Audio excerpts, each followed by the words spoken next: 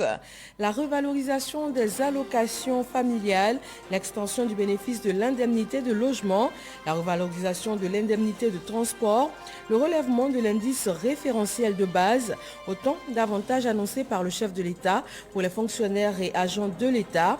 Eh bien, ces mesures sont effectives. Leur application a démarré en cette fin de mois. Plateau, ce lundi, l'entrée du bâtiment des finances grouille de monde. La raison, fonctionnaires et agents de l'État venus retirer leur bulletin de salaire du mois d'août. Je viens de retirer mon bulletin juste pour vérifier ce que notre président de la République nous a promis et je vous assure que c'est effectif.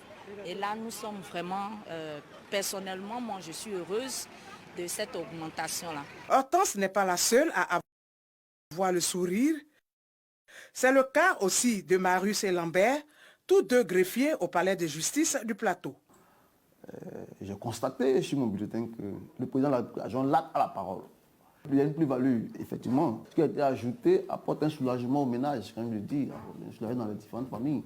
Les fonctionnaires et agents d'État aujourd'hui sont heureux. Nous avons eu l'honneur, en prenant nos bulletins de solde, de constater qu'effectivement, la parole du président de la République a été suivie avec une rigueur. Nous disons merci au président de la République. Il démontre qu'il est plus facile de gouverner en respectant sa parole et en étant à l'écoute de ses administrés, des fonctionnaires que nous sommes. Les messages des différentes banques sont arrivés. Les messages ont confirmé effectivement les dits du président de la République. C'était vraiment pas un leurre, c'était véritablement une vérité. On l'a tous constaté. Alors c'est une satisfaction que nous éprouvons. En tout cas, on savait que des choses allaient être faites, mais jusqu'en fin août, vraiment on n'y croyait vraiment pas. On pensait que le président a dit, le président a fait. J'ai été moi-même à la solde.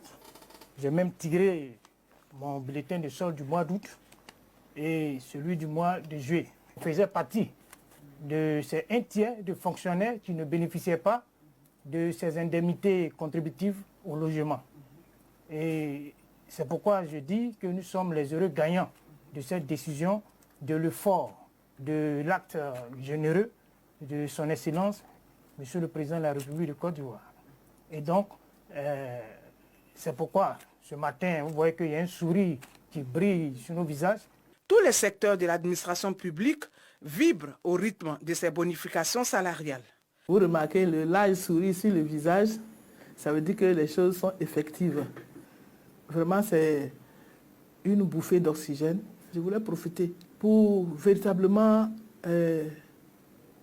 sensibiliser mes collègues, ceux du secteur santé. Nous constatons que le gouvernement se soucie de notre bien-être.